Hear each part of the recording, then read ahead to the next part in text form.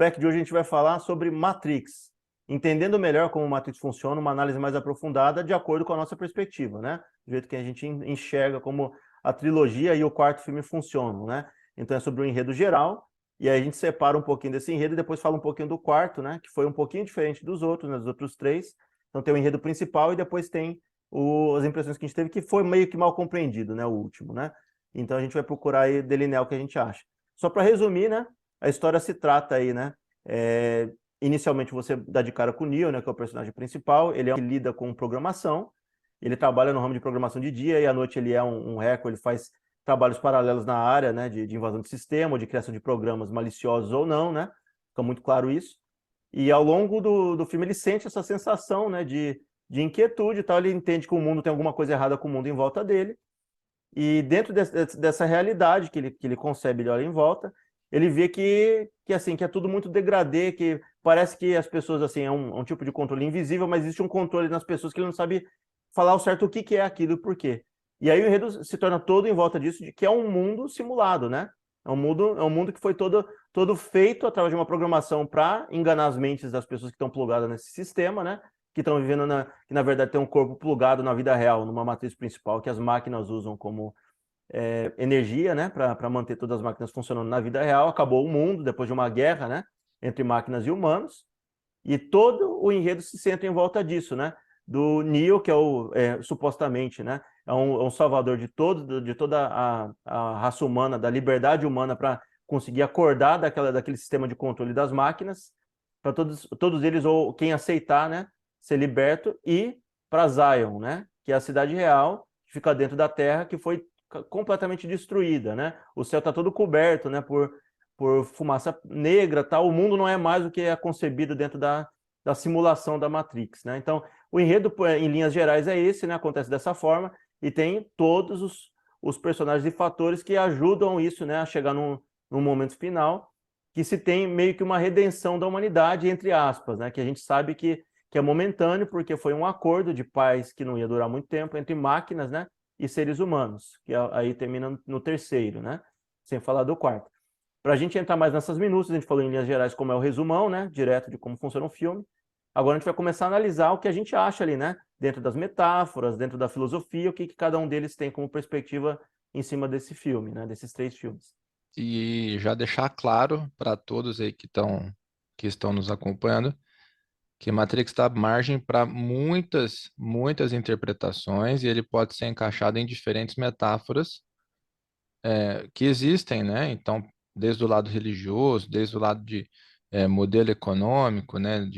De política ou de alguma outra pauta assim de identidade, ideologia. Então, se por acaso aqui a gente não abordar uma que você acha interessante ou você pensa diferente, né? Então não fique bravo com a gente, só traga para os comentários, né? Vamos estender o bate-papo aí com o pessoal do comentário, né?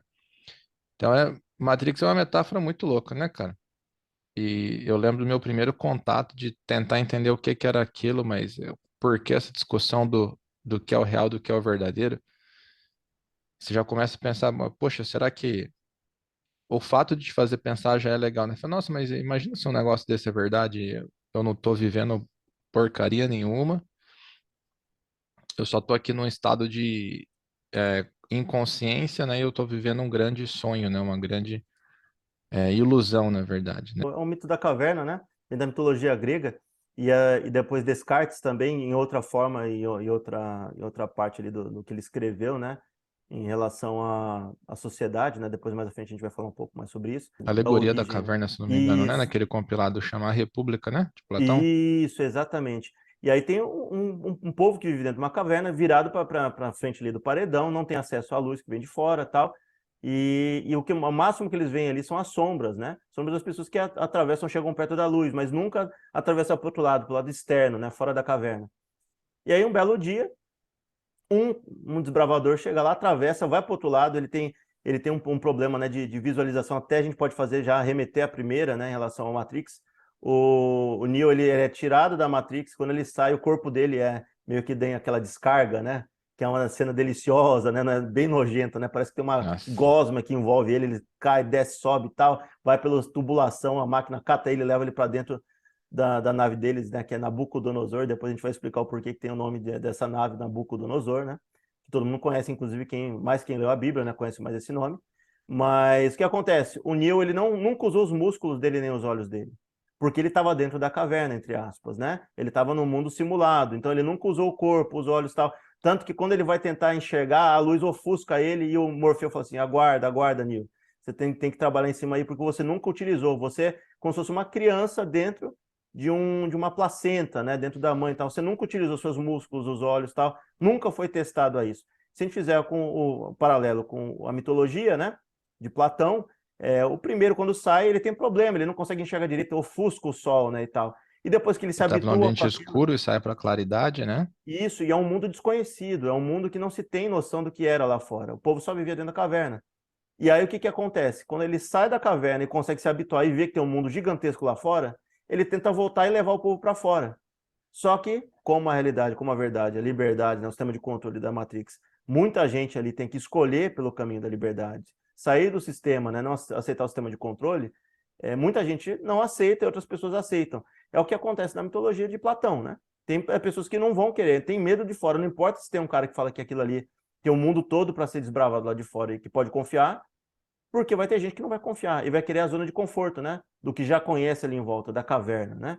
Então, ele se baseia, né? Muitas obras no passado já se basearam nessa mitologia, não é uma mitologia difícil de ser encontrada em outros contextos, né? Mas uma das partes, né? A gente também, se você vê ali no início o Neo falando, né? Ele pega um livro, ele abre e pega o código que ele fez paralelo para entregar para um pessoal que faz parte ali de uma balada cyberpunk, né? Uma balada underground. Ele vai entregar um programa que é malicioso, tá, na mão do cara, para tentar hackear um sistema. E ele abre o livro, chama ali Simulações e Simulacros, que é de um autor francês, né? Que fala sobre possíveis, e ele acredita, das simulações que o ser humano vive, né? As construções invisíveis que a gente vive, mas que a gente olha em volta, elas não estão presentes, elas podem se fazer físicas, né? Mas no geral elas são invisíveis, e o povo não entende que ele está sendo controlado. É um dos livros que foi usado, né? Previamente, antes de se fazer o script do filme, para basear toda a ideia, né, de simulação que a Matrix é, né? Que não é o mundo real, é uma simulação. Com Descartes no século XVII, ele fez algo similar, que chama Meditações da Primeira Filosofia, que ele fala que existe, né, nessas construções invisíveis, né, uma série, né, de questões que são assim permeadas por um mundo feito das sombras, e no caso dele das sombras, né? No caso de Platão, a caverna, no caso da Matrix, a simulação é ilusória e vazia de valor, né? Tem uma genialidade maléfica, né, e enganadora, que faz as pessoas não saberem que elas estão sendo controladas, que elas estão dentro de um contexto que é extremamente ilusório, que é feito justamente para usar elas como engrenagem, né? Lembrando que no Matrix as pessoas são engrenagem. Quando teve a guerra entre as máquinas, e aí depois a gente vai entrar nesse aspecto, vai falar de leve, não vai falar sobre todos os episódios do Animatrix, mas o Animatrix ele tem um papel de prólogo também, né? Você vê o Animatrix, ele fala como é que o ser humano e as máquinas chegaram num ponto de guerra entre eles. Como é que aconteceu aquilo, né? Como é que aquela guerra e aquilo surgiu? E aí depois a gente vai entrar mais em detalhes, mas ali chegou num ponto que as máquinas foram atacadas, né, dentro do país que foi criado ali dentro, e elas se viram na situação, olha, os seres humanos estão atacando o céu, né, no mundo real, cobriram o céu todo de fumaça preta para não ter acesso à luz solar, para a gente não ter energia. Então a nossa alternativa é o quê? Pegar a bateria humana. Vamos pegar a energia elétrica que o ser humano produz, né? Os pequenos impulsos que se produzem é uma bateriazinha, cada um deles. Então você pluga todos eles ali, a gente tem energia. O ser humano é uma engrenagem dentro de um sistema todo. Não é aleatório se a gente pensar, né? Se a gente pensar em análises aí, né, sociais, já se falava que o ser humano era uma engrenagem dentro de um contexto, né, geral, que é usado só para, como a gente já falou na Ilha, né, numa análise do filme da Ilha, que ali as pessoas são engrenagens, elas são peça de troca, né? Então elas são só mais ou menos uma ferramenta de manipulação, né? Você vai lá e faz seu trabalho, você contribui, faz tudo bonitinho, e existe um sistema de controle para manter todo mundo que nasce, vai indo e mantém nesse ciclo, né, na roda ali do hamster, né? Tem várias metáforas, muita gente faz analogias, por exemplo, religiosa, né? Por exemplo, não, porque o Neo representa um Messias e tal, e porque os nomes, a nave é Nabucodonosor, a terra é de Sião, e tem um cara lá que trai ele, eles bebem do mesmo cálice, né? Realmente são referências, né? Poderia chamar até de easter eggs que os criadores puseram para montar uma história interessante, né? Como assim, a gente parte do princípio que o ser humano é inspirado, né? Por mais que a gente tente, é praticamente impossível que a gente crie alguma coisa 100% nova, né? Por que que a gente cria robôs bípedes ou quadrúpedes, né? porque a nossa vida inteira a gente teve contato e a gente tem esse padrão incutido na nossa mente, né? Então, qualquer obra que a gente escreva vai ser inspirada em textos mais antigos, né? Então, você tem inúmeras obras que saem hoje, por exemplo, se você for ler O Senhor dos Anéis ou assistir o filme O Senhor dos Anéis, pessoas vão fazer paralelos a narrativas bíblicas também, porque os padrões se encaixam, né? Mas a gente tem, embora seja permitido, né, e aberto a discussão para outras metáforas, as criadoras, né, que são as irmãs Wachowski, né, é isso o nome delas, né? Elas, depois de tanta polêmica, elas ficaram por aqui de ver o povo associando a obra delas a outros movimentos que não tinham nada a ver, e elas vieram a público e falaram, gente, isso aqui é uma metáfora do capitalismo moderno e tal, né? E já tinha pessoas teorizando sobre aquilo, né? Porque você vê literalmente, né, teóricos, né, que criticam o modelo do capital, falam como o ser humano é escravizado, né? Ainda no pico, né? Principalmente quem escrevia no pico da Revolução Industrial tinha mais essa relação. Hoje a gente abandonou um pouco, né? O conceito máquina para nós está bem distante, né, se você for parar no dia a dia. Mas no início ali do século XX, então você tinha aquele trabalho extenuante, né? O cara homem, mulher, criança, entrava 5, 6 horas da manhã, entrava no chão de uma fábrica e trabalhava com aquela fumaça preta, aquela fuligem, aquele negócio, né, aquele trabalho extremamente desgastante. Chegava de noite, saía, né, depois na jornada de 18, né, horas por dia de trabalho, o cara chegava em casa, malemar dava conta de tomar um banho, comer e dormir. Então era aquilo, a existência dele era para manter o sistema, né? Então hoje, nossa vida aqui pode até ser confortável, até tem pessoas que defendem, né? O sistema, não vou entrar no mérito aqui, tá? Né? Esse debate hoje não é político, ele é ideológico, né? Então a pessoa pensa, pô, mas minha vida é gostosa e tal. E realmente a Matrix apresenta isso. Tem pessoas lutando, né, pelo sistema, pela Matrix, porque ela é agradável, né? Tem aquele contraste de cena do Smith comendo um bife lá com o cara, tomando um vinho. Depois volta pro pessoal lá na nave com o Neo, né? Comendo aquela gororoba lá. Silas, só para te fazer o adendo aí que você falou, né, dos dois, esse contraponto que ele faz da realidade e da realidade da Matrix é justamente esse, que é difícil a escolha. Por quê? Se fosse uma escolha fácil, se fosse o inverso, a Matrix, né, fosse o que é Zion, que é a vida assim, roupa de pano, você tá vestida, comida mais ou menos, né? Parece até eles brincam, não, parece catarro comida, né? O cara vai cata um catarro branco. Você vai escolher o A catarro comida da minha branco, sogra. comida que parece o catarro da sogra, ela fala escarrou com gosto, né? Porque tem raiva do genro, né? Mas aí você escolhe o quê? O bife ao ponto, né? Num restaurante bonito e tal. E até ele brinca, né? Que ele é o traíra, né? Da resistência, que é o Cypher, né? E depois a gente vai É falar o sobre Judas Iscariotes, né? isso, aí a gente vai explicar, você falou lá das nomenclaturas dos nomes, o significado a gente vai falar um por um, né? Dos principais ali, inclusive, da nave. Mas o nome desse personagem chama Cypher. É a E é, chave para você decodificar a criptografia, né? Que é uma cifra, né? Exato. O Cypher é exatamente isso que o nosso amigo falou. E aí o que acontece? O Cypher é o espião das máquinas dentro da resistência.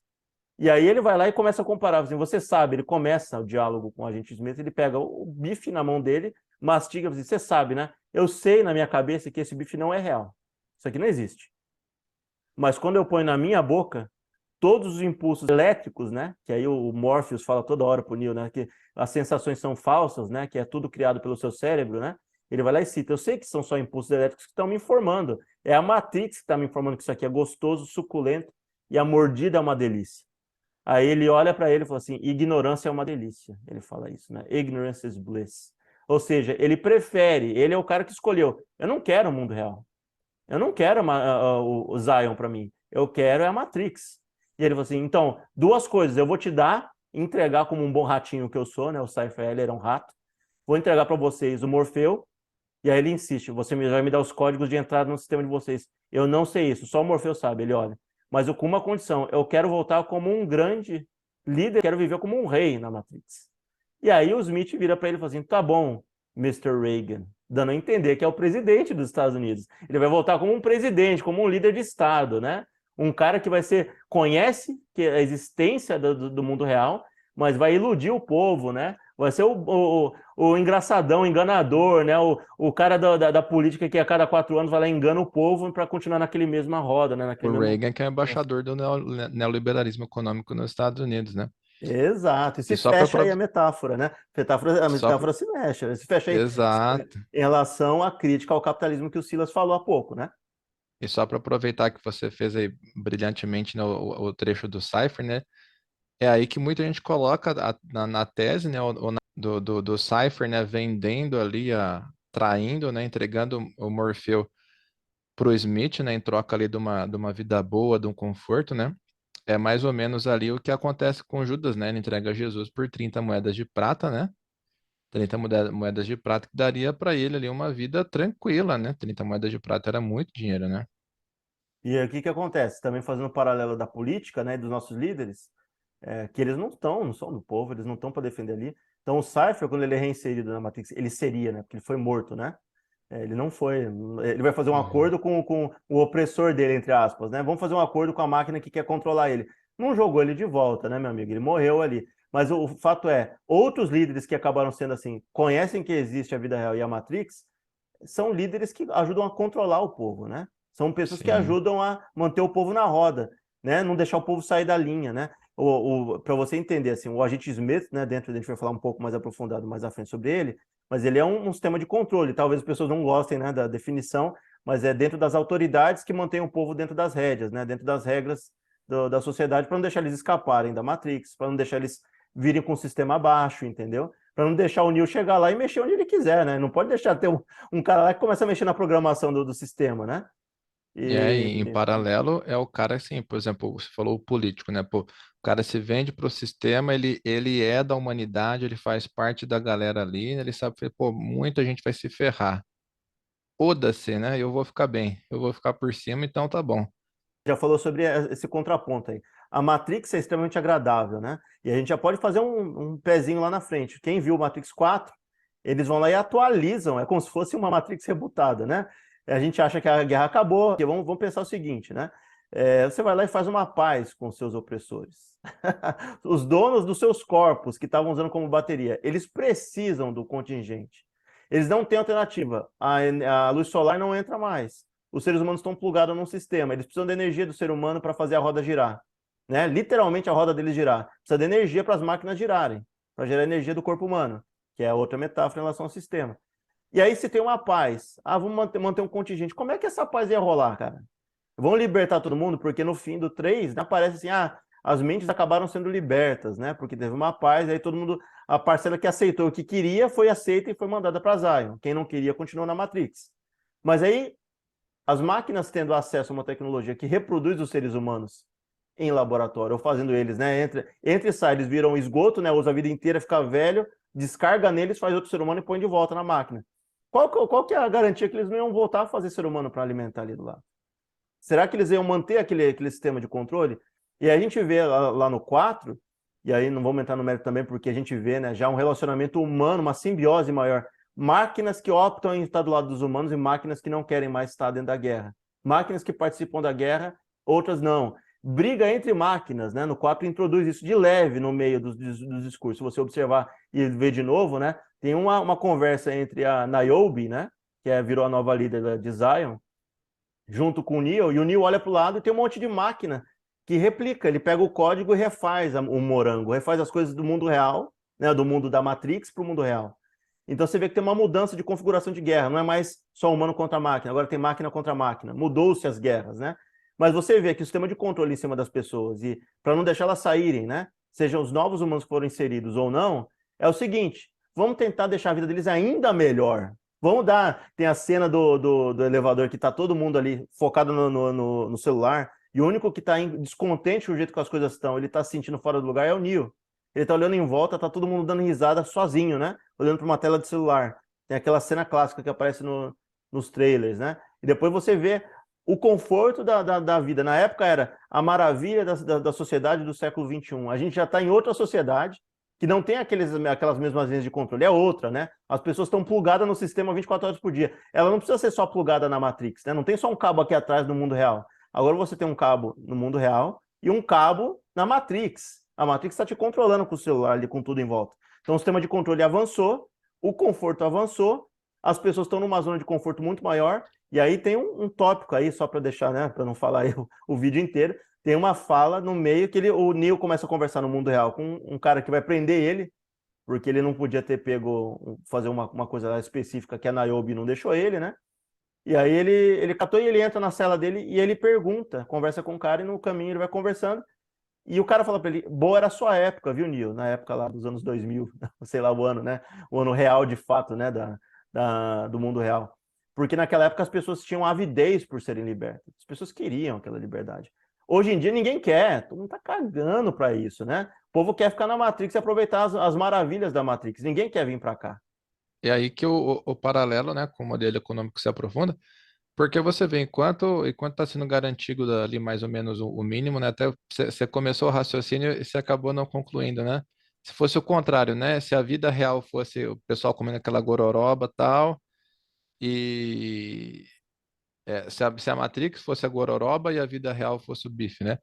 Pô, se a Matrix fosse a gororoba lá e as roupas feias, o povo ia começar a se incomodar e ia se rebelar, né? Como a gente vê de vez em quando, né? Você vê um povo assim, começa a sofrer um pouquinho mais, começou a sair um pouquinho do conforto, o pessoal começa a se agitar, começa a surgir assim, expoentes na política que promete mudança, não, porque a gente vai mudar isso aí, a gente vai mudar aquele outro, e o pessoal vai, não, e vem aquele bolo, aquele movimento, né? E a gente, se tiver aí um intervalo no mínimo de uns 30 anos de vida, você já viu isso acontecer umas duas vezes, pelo menos, né? E assim vai, né? Então, exatamente aquela ideia, né?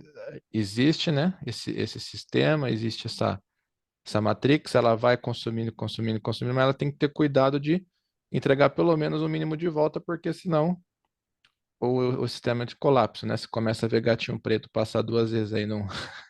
Além, né, do filtro da Matrix, inclusive lembrando da frase do Morfeu, por que ele não apresenta para o Neo de cara como é que é o mundo real? É uma das coisas, É né? querer, né? E aí o que acontece? Tem uma fala que aí dá um conflito em quem vê, porque por mais que a gente seja, né, libertário, a gente quer a realidade, a gente quer melhorar a realidade, tem uma contradição. O Cypher, né, que é o Traíra, ele vira e fala, né, quando ele é confrontado por um do pessoal dentro da nave, e ele tá pouco a pouco tirando o plug da cabeça das pessoas, né, para ir desligando elas. O objetivo dele era matar o Neo, né? Era tirar o plug dele, plugar de todo mundo. Saiu tirando uma galera.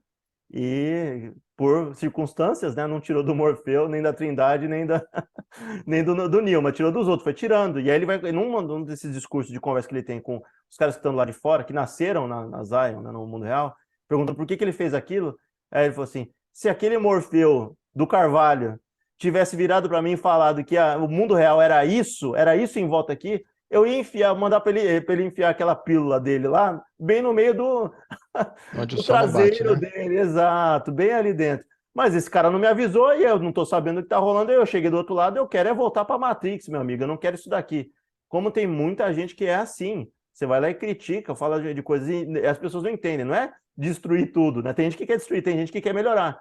Para você tá boa a sua vida, que se dane o resto, assim, você vai ser um Cypher na sua vida, você vai ser um cara que é defensor do sistema porque ele te privilegia, mas se tem desgraça em volta e o povo se lascando, tá tranquilo, né? Leva a gente a ter essas discussões, essas reflexões, né? Gente que só pensa no próprio umbigo, não pensa além, né? É uma discussão mais aprofundada dentro dessa perspectiva, né? Eu acho muito legal, se a gente falou um pouquinho já superficialmente, Hum. né, como você falou, como é um processo doloroso, né, pro Neo acordar e tal.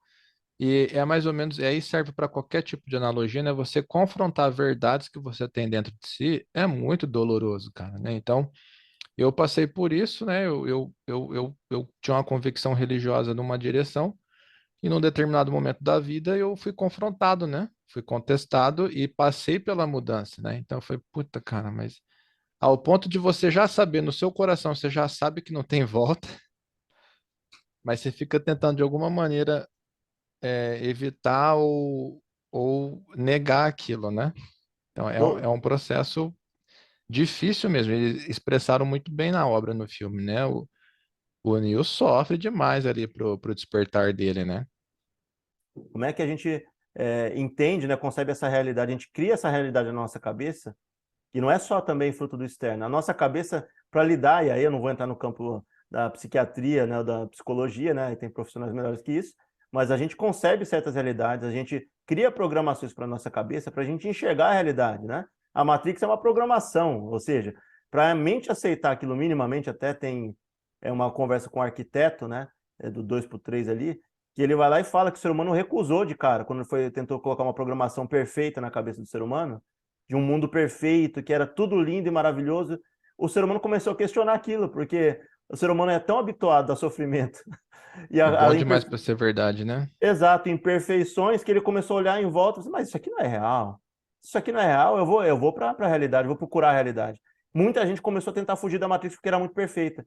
E aí ele vai lá e usa um tom, né, meio bem, né, snob, né, fala assim, então para abarcar as imperfeições da sua espécie, a gente teve que reconhecer que vocês precisavam ter uma noção de liberdade de 0, não sei quantos por cento mínima, para a gente conseguir virar e fazer uma sociedade imperfeita, mas uma sociedade de controle que a sua cabeça aceitasse. Depois que a sua cabeça aceitou, meu amigo, virou roda, e a gente está ficando cada vez melhor em matar vocês e rebutar o sistema, viu? Mas ele falou assim, Neo, você é uma anomalia do sistema, meu amigo. Você só foi feito como um sistema para um descontrole controlado. A gente controla você. A gente, no fim, acaba sempre matando você e põe em outro lugar. Você é o sexto. E aí que ele leva, né? Ele fica com ira, né? Fúria. Aí ele olha para a cara do arquiteto e fala assim, é melhor a gente não se encontrar mais, viu, meu amigo? Porque se eu me encontrar com você, eu vou te matar, viu? Literalmente isso que ele vira para o arquiteto. Mas pode ficar tranquilo, a gente não vai dar de cara. Eu sei as probabilidades disso acontecer. Então, essa versão do arquiteto, que tinha que acabou tendo uma paz, né, velada, que ele conversa com o oráculo no fim, ele nunca mais deu de cara com o Neo. Nunca mais na vida ele olhou. Ele sabia que não ia rolar aquilo. Mas teve uma paz ali velada, né? A sociedade refletida como a gente concebe, a gente acha que o ser humano tem isso dentro da gente. A gente quer, assim, só vou fazer certas coisas, eu vou estar feliz realmente quando eu tiver isso, aquilo, tal, coisas, né? As pessoas se apegam às coisas, apegam a estilo de vida tal. Quando eu tiver isso, eu vou estar feliz de verdade. Quando eu tiver isso, eu vou estar feliz. Isso é felicidade. Eu vou estar pleno, eu vou estar satisfeito. O ser humano não é satisfeito. Então ele não consegue. Você apresenta uma versão para ele perfeita do mundo, onde ele tem tudo, ele faz tudo, ele engana a cabeça dele. Assim, é o somebody love. Muito daquilo ali, ele vai olhar em volta e dizer, isso daqui, por que eu mereço isso tudo? Eu não mereço. A luta tá muito estranha, eu não tô tendo que lutar por nada disso e tal. É muito estranho, eu não vou querer isso. E aí ele vai lá e rejeita. A gente é assim, né? Na nossa natureza humana é inquieta, né? A gente sempre quer mais, a gente nunca acha que tá bom, né? A história não narra a depressão, né? A frustração de Alexandre o Grande, porque foi assim, poxa, não tem mais mundo para eu conquistar, né? Então, mas então talvez tem teóricos que falam isso, né? Que o prazer do ser humano é a luta, né? Muita gente que já nasce com a vida pronta e tal, e não tem muitas metas para alcançar, não tem muito o que fazer para garantir a vida, né? O cara é meio frustradão, uns acabam tirando a própria vida, né? Mas o prazer de ser humano é a luta e de vez em quando uma recompensa, né? Uba, deu certo, paguei um boleto. Esse não me incomoda mais. Tem forma de se conceber liberdade, e o que é liberdade? O conceito de liberdade, ele é muito subjetivo, né, para certas pessoas. Não sei se você já conheceu isso, eu conheci esses 3 tipos de amigos já conheci conhecido. Tem um tipo de amigo que ele quer a liberdade, não importa como, e quem esteja no meio do caminho, ele quer se sentir liberto das situações. Tem gente que atrela a liberdade à destruição. Aquele sistema ou tal tem que destruir tudo para realmente o ser humano ser liberto, que é um pouco do que se tem, um pouco do niilismo, né, do anarquismo ali, né, de não ter ninguém regulando, ninguém fazendo nada em cima, né? Que é uma visão de mundo. E aí você tem as pessoas que querem a liberdade coletiva, né? Quer ter que as pessoas tenham a liberdade de viver. O que é a liberdade de fato? É você dar dignidade de vida para as pessoas, para todo mundo. Você ter a dignidade de vida para poucas pessoas que lutaram por isso, entre aspas, né? Que é uma das visões. Ou ainda você quer ver aquele sistema todo abaixo e a liberdade é o poder de escolha dos seres humanos de fazer o que quiser com o que quiser sem estruturas, sejam invisíveis ou não, né? Ou concretas, né? Então a liberdade é um conceito muito abstrato, né, para algumas pessoas e é subjetivo a cada um e a realidade de vida de cada um, né? E aí ele fala, né, na conversa do arquiteto que o ser humano precisa de achar que tem a liberdade, acesso a ela. Ele precisa saber que tem uma portinha minúscula lá no fundo, né? Você precisa ter uma porta minúscula lá no fundo da sua cabeça. Você pode, como a maior parte das pessoas, nunca acessar na sua vida aquela porta. Mas você quer saber que você tem acesso a ela. Entendeu? A liberdade é Uhum. você saber que você pode pegar aquela porta. Só que a maior parte das vezes as pessoas sabem que existe e não pegam. Continua na mesma, roda a roda, faz tudo, carro, É. vira esgoto para virar e para alimentar. E aí a outra parte do Matrix que é meio nojenta, ele fala, né? Que ele viu ao vivo, o Morfeu viu aquilo ali acontecer, né? Os seres humanos eram utilizados até o talo, virava líquido, né? Aquela gosma, e retroalimentava para os seres humanos seguintes. Então alimentava humano com humano para gerar outro humano no laboratório. Negócio nojento, né? Cena toda nojenta. os nomes ali que cada um deles, a gente começa com o Neo, né? O Neo, ele pode ser, a gente pensando nesse anagrama em inglês, né? Que é o do The One, né? O One, o escolhido, né? Neo em latim é novo, né? É o escravo, né? Que descobriu, é o novo descobridor do novo mundo do lado de fora, né? Da mitologia de Platão, né? Da parte externa. E a gente entende um pouco disso, né? Dessa parte ali de ser o escolhido e dele ser o primeiro que sai, né? Nesse novo mundo. A gente percebe porque ele tinha uma linha, né? No início do filme a gente vê que o sentido de vida dele é zero, né? Ele olha, ele vai para o trabalho, ele tem uma vida mundana, né? E que não tem altos e baixos, ele sente um vazio, né? Ele não sabe explicar o que é de fato. Que ele não sabe ainda falar que aquilo ali é a Matrix, ele não sabe descrever aquilo ali, porque ele não sabe que ele está dentro do sistema de controle como a Matrix. Então ele tem uma vida meio nihilista, né? Meio nada, né? Então ele não tem um objetivo principal e tal, né? E a Matrix, vendo que ele está querendo acordar dentro desse contexto, começa a fornecer para ele pesadelos, né? Pesadelo de gente que a gente não sabe. Ali a gente acaba se misturando um pouco. A gente não sabe se são os agentes de controle da sociedade, os Smith, né, da vida lá, indo na casa dele enfiando, né, probezinho dentro dele. Dá a entender que sim, porque depois, né, quando ele desce no carro lá, a mina tem que catar e arrancar, né? Tipo um escorpiãozinho, né? Um verme que tem dentro dele, né? Um Trojan, né? Dentro do umbigo dele. Uhum. Mas ele tem pesadelos, né? Mostrando a Matrix, mostrando para ele que ele pode, assim, muito bem de um mundo fantasioso lindo, né? De ilusão, então ele pode transformar aquilo num pesadelo para ele, se ele não ficar esperto, né? Olha, isso aí pode virar um pesadelo para você, não vai tentar acordar não, meu amigo. Então, muito do Neo se permeia nisso, né? Esse tipo de simbologia, né? De o Salvador, o primeiro que sai da caverna e depois tenta noticiar para os demais, né? E assim por diante. Isso. E o nome, o Morpheus, né? Ou Morfeu, que é o nome de um deus grego, né? Do sono, dos sonhos, né? E na mitologia lá da época, ele vivia com a família dele no mundo de sonhos, né? E aí esse é o cara que é o responsável por fazer o Neo acordar, né? Daquele mundo simulado, aquela sequência de sonhos, né? Aquela letargia que ele vivia, né? Como se fosse realmente um guardião da realidade, né? De sonho em realidade. E porque ele é o guardião dos sonhos, né? Ele é o responsável por conseguir fazer a integração. Tem aquela cena clássica, né? Que o Neo não entende ainda, né? Ele tá vendo um espelho na frente dele, né? Foi injetado umas coisas no corpo dele para ele acordar e tal. Aí o Morfeu do lado dele falou assim: e se você não soubesse discernir o que é realidade e o que não é realidade? E aí ele vai lá e toca no espelho, o espelho vai lá e descola, né, no dedo dele, né? Tem aquela cena clássica, né? Que é as duas Uhum. faces do espelho, né? Que também tem a ver com menções aí que já foram feitas em outras obras, né? Então ele toca o dedo ali no meio e ele vê que o espelho não é bem real. O que tem do outro lado do espelho? E a gente vê no 4 a menção ao espelho também do outro lado, e do outro lado do espelho tem o Neil Patrick Harris, né? Que é o novo arquiteto. O arquiteto que controlava ele e dessa vez punha assim, né? Uma coleira de cachorro, né? Então ele era o psicólogo dele, o psiquiatra, para manter o Neil de olho ali, para não deixar ele acordar de jeito nenhum, para não deixar ele chegar perto da Trindade lá no quarto, né? Tomando os remédios, tomava uns remédios, né? E isso para evitar que ele acordasse, só que a inquietude, o vazio continuava nele ali dentro, né, no quarto. Mas aí ele vai lá e Uhum. toca, e aí fica, né, se fecha, né? Já é o nome do personagem é Morfeu, o deus dos sonhos da mitologia grega, né? E aí ele vai lá e ajuda ele a traspassar a barreira do sonho e da realidade, né? Inclusive, eles comparam na obra original com Alice no País das Maravilhas, né? Que o que adiantava ela ver uma chave, ver uma fechadura, ver um buraco, se ela não sai e chafurda naquele buraco até achar o fim, né? Mesma coisa o Neo, né? Que adianta você ter a consciência se você não questiona, né? A gente vai pegar assim até dos memes que tem hoje em dia e da nomenclatura. O Matrix ele foi feito nos anos 2000, né? Beirando um pouco menos e depois nos anos 2000. E aí o que acontece? O filme foi tão único e pegou assim, tornou mais palatável e compreensível numa roupagem de filme de ação, com filosofia, né, dura por trás, né? Tem filosofia, muitas filosofias diferentes, de correntes diferentes no filme. E aí, como foi um filme tão único, até para a época, e não tinha metáforas, né? E a gente percebe que as pessoas têm dificuldade, no geral, em pegar certas metáforas que outros filmes tentaram fazer e não foram tão bons quanto o Matrix. Que virou hoje em dia uma frase muito clara, né? Quando o Morfeu vai dar alternativa para o Neo, né? Você quer acordar na sua cama, continuar do seu jeito, ou você quer descer pelo buraco do coelho, né? Da Alice do País das Maravilhas, né? E aí ele faz a escolha, né? E aí o que acontece? Hoje em dia virou o termo mais comum que a gente ouve, o red pilado, né? De comunidades que são reativas, né? E parte do movimento incel, né? E parte de outros movimentos de um escopo político, né? De você acordar para a vida e tal. por mais que a criadora tenha falado que não tem a ver com isso, eles fizeram de uma forma tal para interpretar dessa forma, né? E usar esse termo, cunhar esse termo na internet, né? Para pessoas que se acordam para a realidade, né? Acordam para como as coisas funcionam no mundo real, que é esse nosso mundo.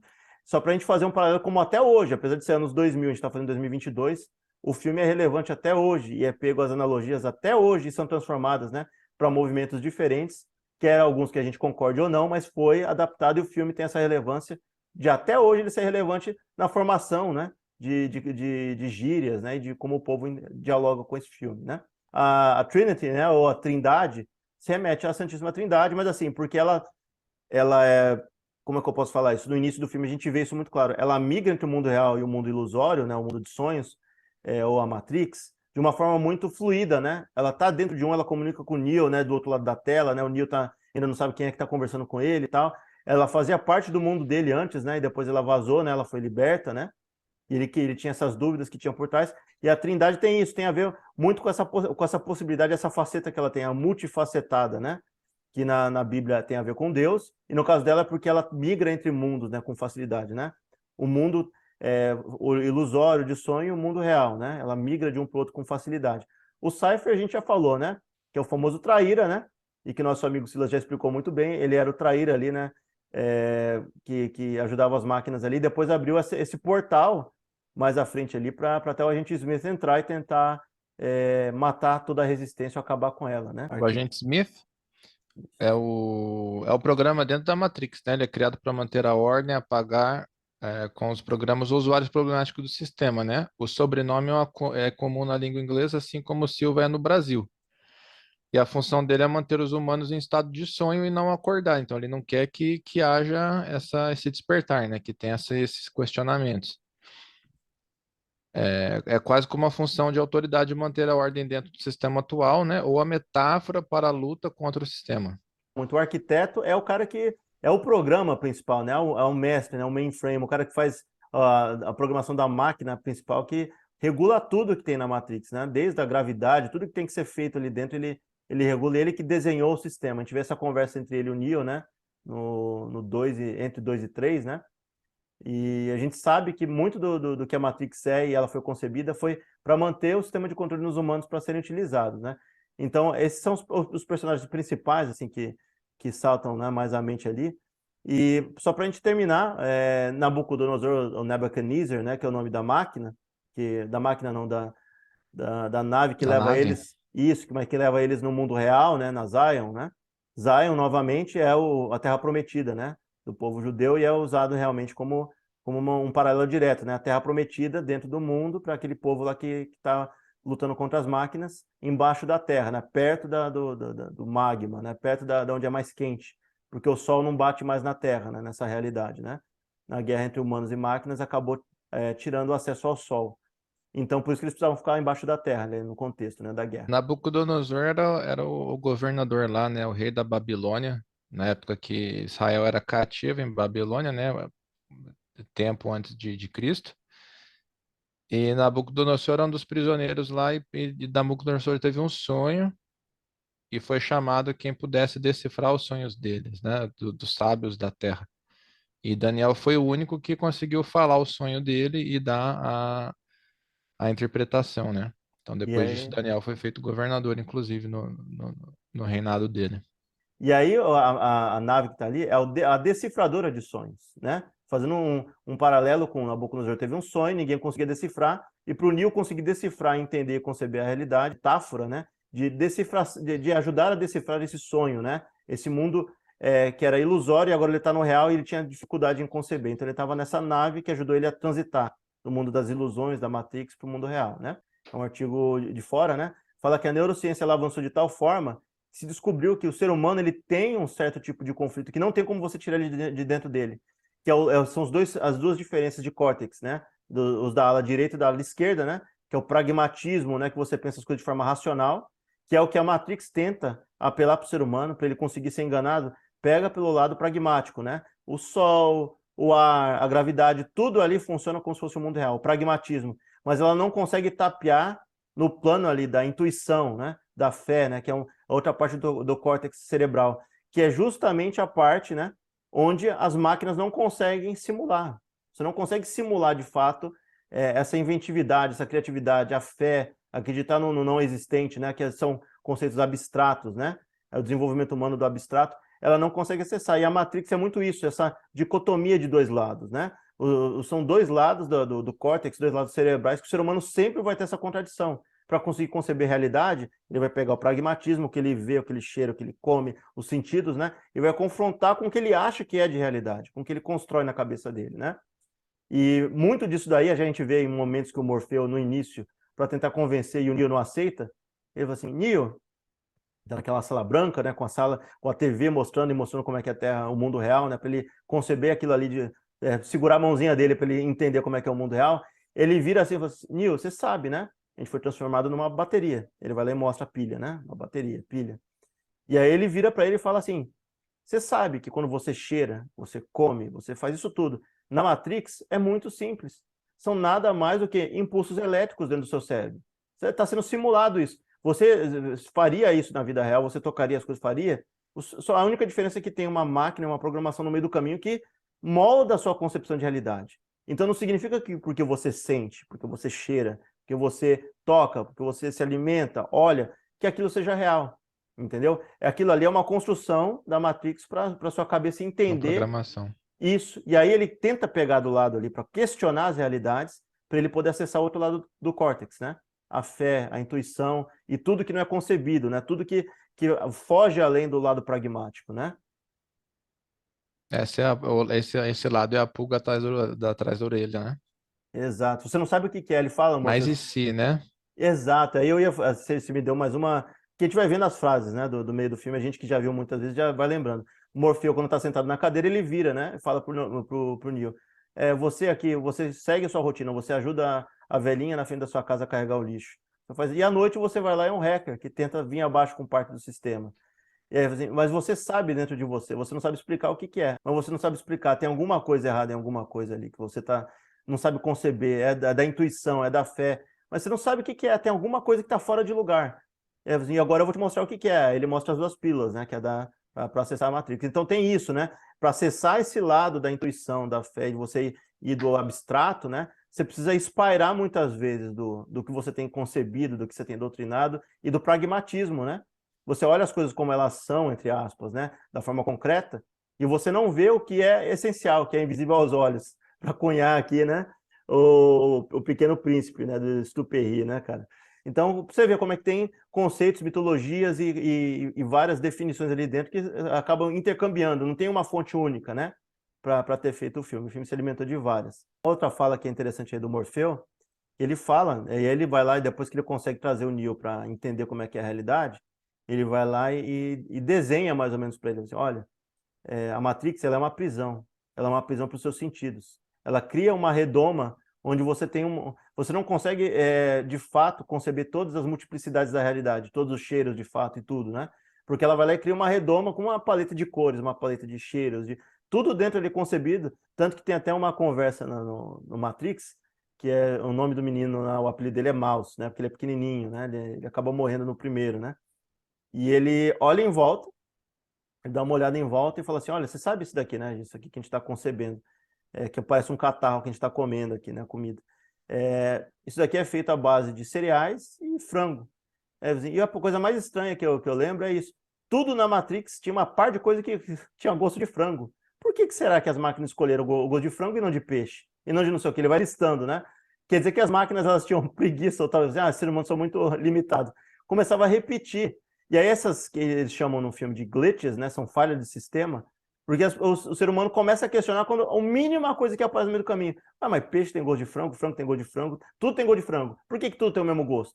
Essas falhinhas no sistema fazem o ser humano começar a questionar, mas por que isso aqui não tem gosto diferente daquilo? Por que é tudo igual, tudo degradê, tudo entendeu? Parece que é artificial, e é artificial, né? Porque uma máquina nunca vai se colocar na posição de ser humano, né? De inventividade, de você sentir os cheiros, gostos de forma muito múltipla, né? Tudo muito um degradê de cores, né? Muito reto. Ah, legal esse daqui. Tem uma história pouco conhecida no Brasil, e que é mais contada fora do Brasil, que tem a história dos peixes dentro da água, né? Os peixes eles não sabem nada além da água. Então eles não sabem o que é água, porque eles estão revoltos em água. Então para eles é um conceito que não existe. Você só conhece aquilo ali, você está dentro da água. A água é o que você habita. O que que é água? A água que está em volta da gente, legal, mas o que que é água? Se eles nunca tiveram contato com ar, com outros contextos, né? Então, aquilo ali limita a visão, porque você está mais ou menos no contexto ali da caverna, né? Que você não conhece nada além do seu mundo. No meio da luta ali dos dois, o Neo, ele tá levando um sacode, né? Aquele sacode bonito, né? Soco pra tudo quanto é lado, até ele cai, leva uma marreta pra tudo quanto é lado. Aí o Morfeu abaixa pra ele e fala assim: então, tudo que você tem em volta de você pode ser dobrável, você pode contornar as leis, porque elas são leis fabricadas, é doutrinação, é construção de programação, é tudo ali, né? Tá programada a sua cabeça acreditar que essas leis são reais. E aí ele olha para baixo e vê ele ofegante, e fala assim: mas isso é ar que você está respirando agora, meu? Você acha que você está realmente tomando ar agora? Você tá num mundo falso. Esse mundo falso não tem ar. Entendeu? Você não vai morrer Oxigênio, asfixiado né? nesse ar. É, o que você tem ar é no mundo real. Aqui você está respirando ar? Segura a respiração um pouquinho aí para ver se você vai morrer. Entendeu? Era mais ou menos isso. Então, se você concebe isso como realidade, você vai aceitar. Você vai abraçar aquilo ali, né? Você não vai nem questionar. De tão habituado que está ali, vai passando de geração em geração. E o contexto vai se passando ali no meio, né? As pessoas não vão questionando aquela realidade, aquela verdade dita, né? Que não é verdade, é mentira. Como a gente diz, mentira repetida diversas vezes vai virando verdade na cabeça do povo, né? Aí o Merovingio olha para a cara dele e diz: o oráculo te mandou aqui, né? Quer dizer que você é um cachorro adestrado do oráculo, né? Quer dizer que se o oráculo não tivesse mandado você vir aqui, você não tivesse a decisão de escolher, de obedecer o oráculo, a gente não estaria nesse momento, você querendo me matar de um lado da mesa e você precisando de mim para ter acesso ao chaveiro, né? Que o chaveiro é como se fosse um programa que ajudava a romper certas encriptações no sistema da Matrix, né? Que eles precisavam ter acesso naquele momento. E aí a nossa bela Mônica Bellucci aparece, né, Silas? E o que que você lembra dessa Isso. cena, cara? Ah, isso aí é quase igual é Tetra praticamente para mim. Da Matrix, que é interessante. Isso é muito mais debatido dentro de contextos aí, talvez eclesiásticos mais reformados, né? Não mais antigos. Mas aquela a dicotomia que a gente fala, né, entre corpo e espírito, né? Em alguns casos é corpo, espírito e alma, mas aqui a gente vai falar de espírito, né, e corpo, né? O que é abstrato e o que é concreto. Essa luta constante do ser humano. E a Matrix, dentro desse contexto, entra bem no meio do caminho. Ela separa o corpo da mente, né? Ela vira meio que um sectarismo, para não deixar controlar, a mente ficar despregada do corpo, né?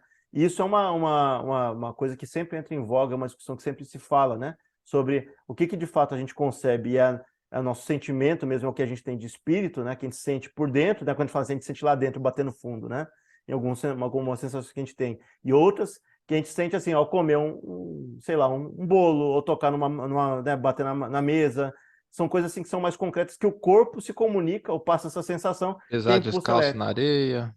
Exato. E isso tudo é o quê? Até que ponto é a parte espiritual, que até que ponto é o corpo passando isso para a parte espiritual, ou uma sensação rasa, né? A Matrix leva muito isso em conta. O que você acha, Silas? É muito. Tinha um debate que às vezes eu tenho com amigos que eu converso mais esses assuntos, né? O ser humano tem uma alma ou o ser humano é uma alma? O texto bíblico fala que Deus soprou a narina do homem e ele foi feito alma vivente, né? Então a gente separa assim como para desmitificar algumas coisas, né? E de tanto conversar com esse amigo, a gente chegou na conclusão de que a alma é a nossa consciência, né? Então, você é a sua alma, né? Então, tudo aquilo que a gente agrega de pensar, de saber, de se identificar como eu, é a nossa consciência, né? E o corpo é nada mais do que o receptáculo dessa consciência. Então, inclusive, e faz muito sentido você falou de você estar em conexão, né? Se a gente vai para o lado da criação, né, sem entrar no mérito se é essa a verdade ou não, a gente parte do princípio do que homem, né, a criatura, né, e todo o entorno saiu criado da mesma fonte, né? Então, quando você tem contato com o animal, com a terra, com a água, com os elementos, né, você está estabelecendo conexão com o Criador, né, de forma indireta. Então, é natural que a gente tenha essas trocas de energia, né? Meu irmão estudou a medicina tradicional chinesa, né? E algum saber japonês também. Então, a relação com o mundo é diferente, né? Tudo é tratado dessa norma. Tudo é energia e tudo é troca de energia, né? Tem vários momentos, como a gente já disse, né? Que o agente Smith ele começa a invadir a Matrix inteira e vai criar, né? Destruir tudo. Ele vai invadindo, né, as programações e vai acabando com todos os players ali dentro, né? Todos os caras que eram ali, desde usuários até programas, vai destruindo e vai tomando conta. Chegou no ponto de ter uma guerra entre opostos, mas que na verdade são versões, né? Uma que é para salvar a humanidade, outra que é o contrário, né? Quase um espelho, né? Novamente a metáfora do espelho que foi feita lá atrás. O agente Smith e o Neo são espelhos de versões diferentes, né? De mundos paralelos. O agente Smith dominava o mundo da ilusão depois de um tempo, né? Que não era nada original e real. E o Neo dominava os dois mundos, mas ele estava empurrado para dentro da versão real. Então ele tinha que, para restabelecer o equilíbrio entre os mundos, o Neo tinha que destruir todos os agentes Smith, né, do outro lado, para ele conseguir restabelecer. E a custa do quê? Ele ia morrer no processo, ele ia ser, né, totalmente destruído, ia ser morto no processo para reequilibrar a equação, que o oráculo fala várias e várias vezes sobre isso, né? Da equação desequilibrada, que um lado está pior que o outro, e o Neo tem que restabelecer essa igualdade. E ela fala assim, seja você ou o agente Smith, ou seja, se o Neo perdesse, o agente ia entrar no mundo real e ia tomar conta, acabar com as máquinas, acabar com os seres humanos, porque os seres humanos ali, eles tinham agora, com um plug atrás da cabeça, uma forma de se hackear o corpo humano, que os seres humanos viraram, porque eles tinham um plug atrás, se a consciência deles fosse separada do corpo, eles morreriam no mundo original, né? Porque a mente, a alma é o ser humano, não é o corpo que é o ser humano, é a alma, né? Então, o que acontece? Matou um cara, né, no outro contexto, ele foi lá e entrou, a agente Smith foi lá e matou o cara no mundo da Matrix.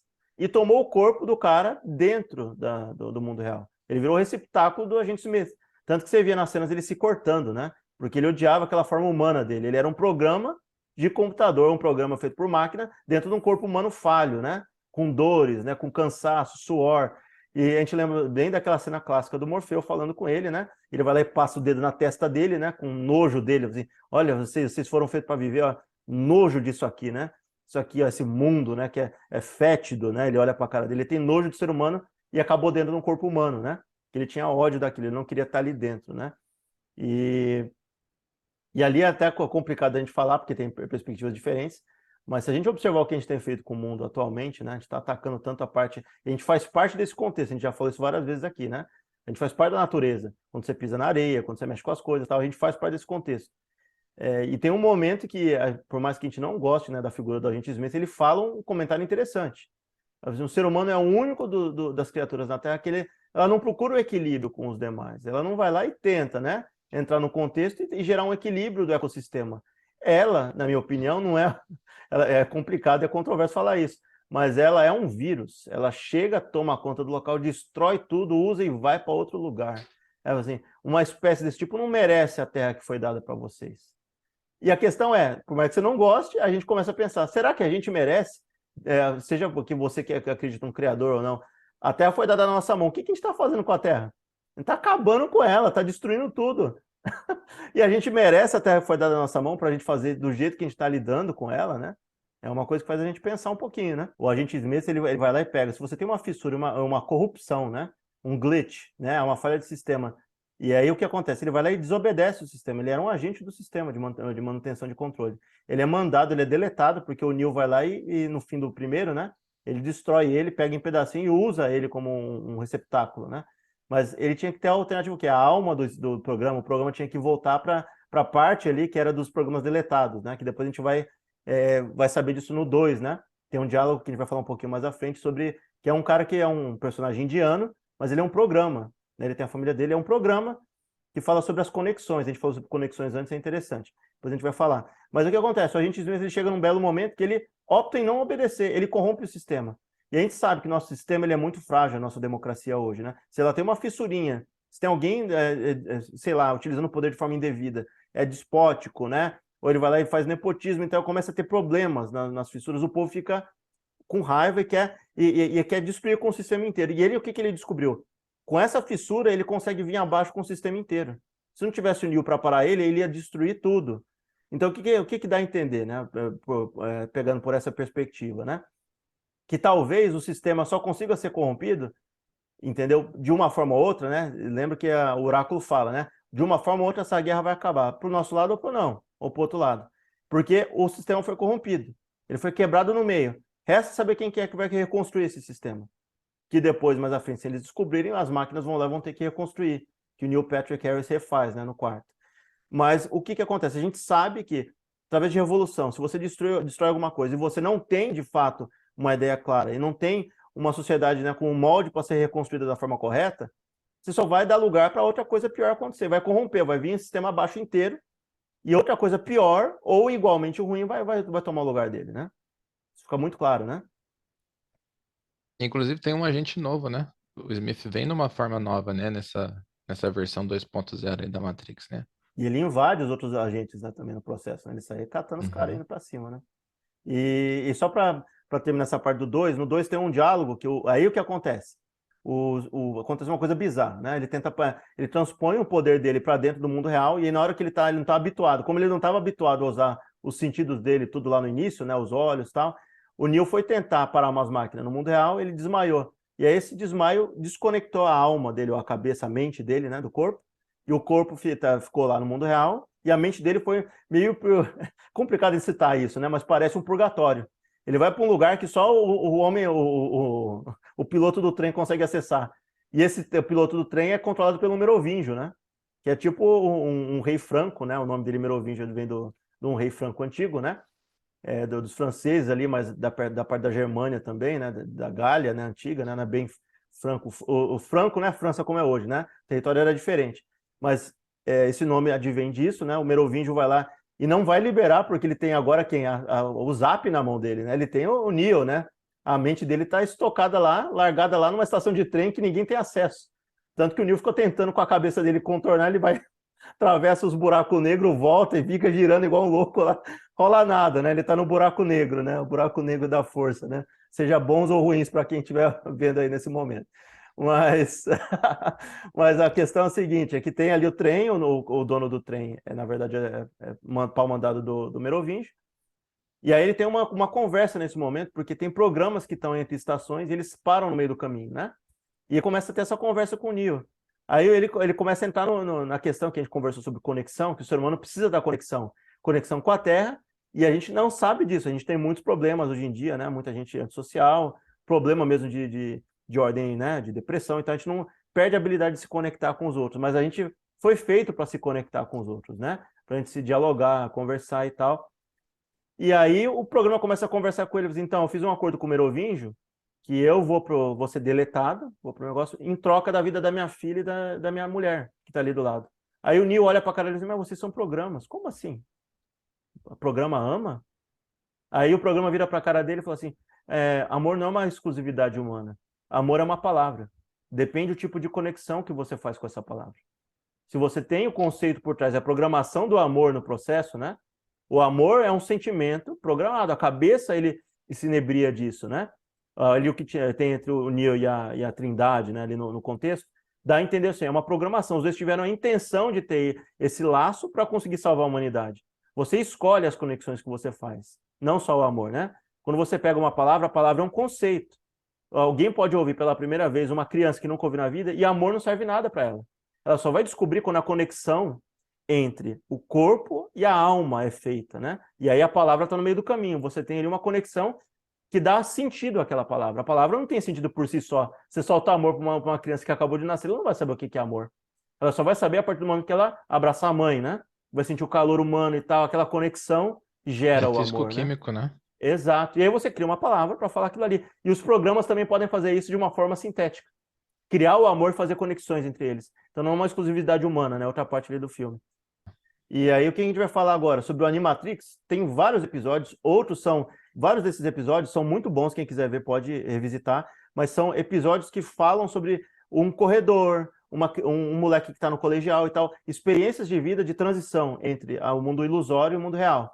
Vários deles, né? Você tem contextos diferentes, interessante para conhecimento. Mas o principal, na nossa perspectiva aqui em relação ao Animatrix, são os 2 episódios que falam dos prólogos, né? Como é que o ser humano chegou para brigar com as máquinas? Não foi assim do nada, hoje estamos em guerra e acabou. Não, foi escalonando, né? A sociedade estava ruindo. Tinha acontecido, né? Porque os seres humanos estavam oprimindo as máquinas. O primeiro robô, um dos modelos lá, tinha atacado um ser humano dentro de casa, que estava cuidando de um idoso. Mostra no episódio. Depois daquilo ali, começou a ter um abalo social gigantesco, que a população começou a se rebelar contra as máquinas, não querer máquina dentro de casa. Não querer robô. Separar, entendeu? Meio assim, classe alta, ser humano, e classe baixa, máquina. Separar os mundos, né? Eu não quero mais isso aqui dentro do meu ciclo social. As máquinas começaram a se sentir oprimidas. Elas foram rejeitadas, foram chutadas. O ser humano começou a tentar voltar ao que era antes, que era só ser humano, não ter máquina nenhuma em volta. Primeiro tentou fazer eles de operário, não deu certo. Começou a ter uma ruptura, né, entre os dois. Começaram a destruir gente no meio da rua, destruir todas as máquinas. As máquinas foram fugindo para o berço da civilização, que é no Oriente Médio, no Iraque. No Iraque, Irã, mais ou menos. Que é uma menção direta à origem do berço da civilização, de acordo com a Bíblia, né, que é ali no Oriente Médio. As máquinas fazem Mesopotâmia, né? Isso, exato. E aí as máquinas formam um país próprio deles, começam a desenvolver tecnologia, e o que acontece?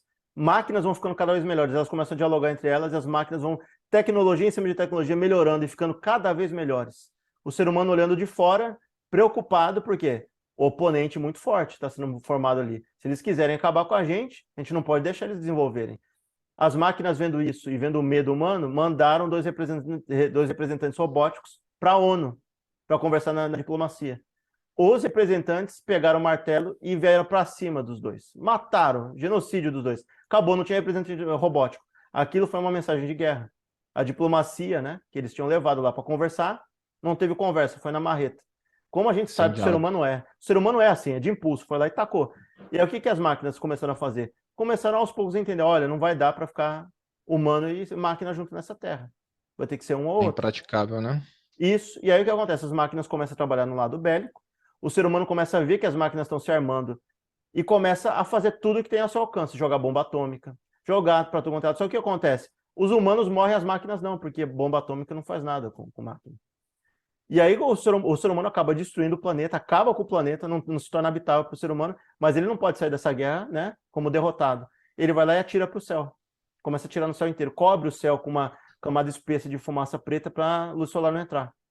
Porque as máquinas se alimentavam do sol. Exato. E aí as máquinas se veem em desespero, o que acontece? Precisamos de energia. Vamos começar a lutar contra os humanos e estudar a fisiologia deles. Começa a entender como é que funcionam os pulsos elétricos dentro do corpo humano, tudo que é bonitinho ali dentro. Dizem, isso aqui pode ser uma bateria para a gente. E aí se molda o cenário perfeito. Um mundo acabado, que o ser humano não consegue plantar, comer, fazer nada nele, porque está acabado. O único lugar que ele pode viver é dentro do globo, perto do centro da Terra, né? Para se aquecer melhor, porque não tem mais luz solar. E as máquinas correndo, igual desesperada, a gente já falou sobre alienígena entrando na Terra, né, no desespero. Imagina a máquina desesperada por energia, para não morrer em coletivo. Vai para cima dos humanos agora para quê? Não só para matar, para tornar eles escravos, né? Escravos de um sistema para manter eles vivos, né? As máquinas vivas, né? Mais ou menos isso que acontece até chegar no Matrix. Esse é o prólogo, né? Que a gente entende. E aí, remetendo já ao quarto, né? Como a gente sabe que aquela paz não ia durar no 3, migrando de um para o outro, a gente sabe o que aconteceu. Eles reconstruíram por baixo dos panos. E as máquinas não iam aceitar perder, né? Exato. E aí o que acontece? O Neil Patrick Harris, o ator que faz o arquiteto novo, né? Que é o psicólogo, psiquiatra dele no 4, com tudo que foi mudado, né? Toda refeita, que se teve 6, talvez seja 6.0, né? Mas aí o que acontece? Ele vai lá e começa a estruturar. E você vê, até meio estranho, porque parece que a máquina é sádica, né? A máquina tem sentimento, programa. O que ele faz? No filme ele mostra ele reconstruindo o Neo, ele pegando o conhecimento, né, biológico que ele tem, né, que eles estudaram o ser humano, o termo, né? O Neo estava todo lascado, tinha explodido coisa em cima dele, né? O corpo dele estava lascado. Só que o que acontece? Eles conseguiram recuperar a consciência dele e o corpo dele, a troco de muito sofrimento e da Trindade também. E reinsere o corpo dos dois no sistema. Porque agora um novo Neo não vai surgir, vai ter o velho Neo com a cabeça toda cheia de zica que já tinha do outro, com toda a carga mental que tinha. Ele lembrava, né? Ele achava que ele estava fazendo um jogo de simulação, mas na verdade era a vida dele, né? Que estava na mente dele fazendo looping. E um psiquiatra dando medicação para ele controlar aquilo, né? E a gente já sabe que o contexto todo do 4 foi esse, né? Uma reconstrução da Matrix, mas que deixa uma margem no 4, dando a entender que agora o poder está na mão da Trindade, né? Que é o elo mais forte junto com o Neo, né? Para reconstruir a Matrix de uma forma mais que privilegia os seres humanos, né? Que agora o arquiteto está sob o controle dos humanos. Dá a entender isso, né? Mas a gente não sabe se de fato é esse. E não sabe se no futuro vai ter uns remakes, umas coisas bem bizarras, né? Renovando o negócio, refazendo e tal. O 4 foi muito questionado por isso, né? Nesse sentido. Sabe o que é legal? Voltando lá para aquela metáfora inicial, inclusive, que por declaração, por depoimento das autoras, né, das escritoras, que que a Matrix é uma metáfora, né, ao capitalismo moderno. E você falou dessa do final do 3 e como que foi, né, ali o escolhido lutando, né, se sacrificando para derrubar o sistema e tal. E depois ele se refaz, né? Eu não consigo deixar agora conversando, fazer essa analogia com aquele filme A Grande Aposta, né, que narra o crash lá de 2008, né, a crise das hipotecas e tal. E tem o personagem lá do Steve Carell, que eu esqueci o nome dele agora, Michael Ball, alguma coisa assim, que ele, pô, torcendo, torcendo, e o cara tem ódio do sistema, tem ódio dos bancos, aí fala, não, agora não, vai ser agora, vai ser agora, ele vai. Você começa a torcer por ele também, né? E quando ele esperava a destruição ali, né? Até o pessoal brinca, né? Fala assim, ah, então, e finalmente aconteceu o que todo mundo esperava, né? Ele falou, só que não. Então o sistema se reinventou, o povo se ferrou e o sistema saiu ileso, né? Então é E mais ou menos é, esse gostinho amargo aí que fica. Não sei se teve inspiração aí para quem criou, né? Da Matrix se refazer das cinzas, né? e aí o que a gente percebe, a Matrix ela foi a que foi mais contundente, né? Mas tem uma série de obras, se a gente parar para pensar, né? E aí, com cada um com seu escopo, né? Cada um defendendo uma parte política ou não, de sociedade ou não. Mas a gente pode remeter ao Tropa de Elite, né? O último, que ele fala isso, né? No fim, quem é que remunera isso tudo, né? Esse sistema nefasto e tal, do jeito que tá? É você.